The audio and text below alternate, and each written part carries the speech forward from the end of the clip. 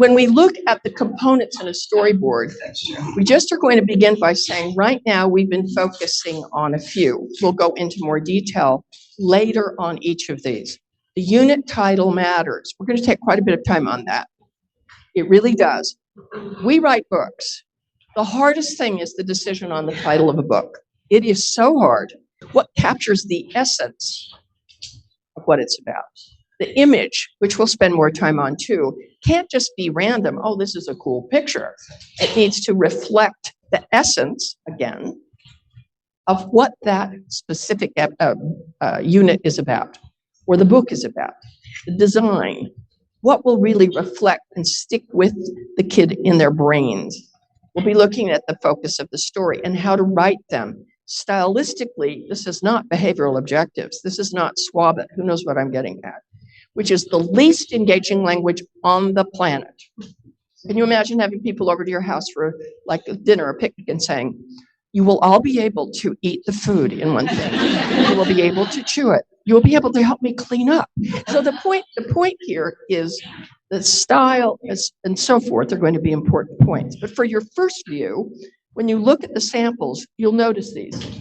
When you look at this particular one, this is based on an adventure program for leadership. It's a leadership development program for adults. Could be for students too. And as you look at the focus of the story and you look at the titles are distillations, very simple, very clear, but you see the connections across, don't you, right away? When you read the interior in terms of the focus of the story, it's invitational in tone. Notice the first word out of the gate is our. One of the things you're going to want to, here's a tip, preview of coming attraction, avoid second person whenever writing curriculum. You will, as opposed to first person, I will, or we.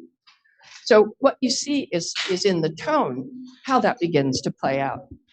This actually was designed by Jeff Feffield in Colegio Maya in Guatemala. So it actually is an example of a 9th, 10th, 11th grade curriculum. And so he's doing this from a physical education and health perspective. So it, again, is an integrated experience. But at the same time, you can also start to see that it's not the full scope of the year. It's not a full year course. So the opportunity to continue to clarify that up on top. And again, really starting to think about trying to get your ideas out there. But at the same time, you start from where you are and continue to refine it so that it really has that level of captivation for that audience.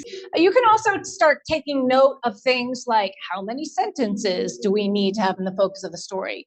Typically, that's the kind of question your students ask you, like how many sentences are in a paragraph? If you start taking a casual look at this, you'll see it's probably 2 to 3 sentences. And the sentences are not necessarily elaborate. We also start to imagine that when we are working with younger students, the sentences should be shorter and simpler. And when you're working with students that are a little bit older, you can sort of weather a level of sophistication, but it should be accessible.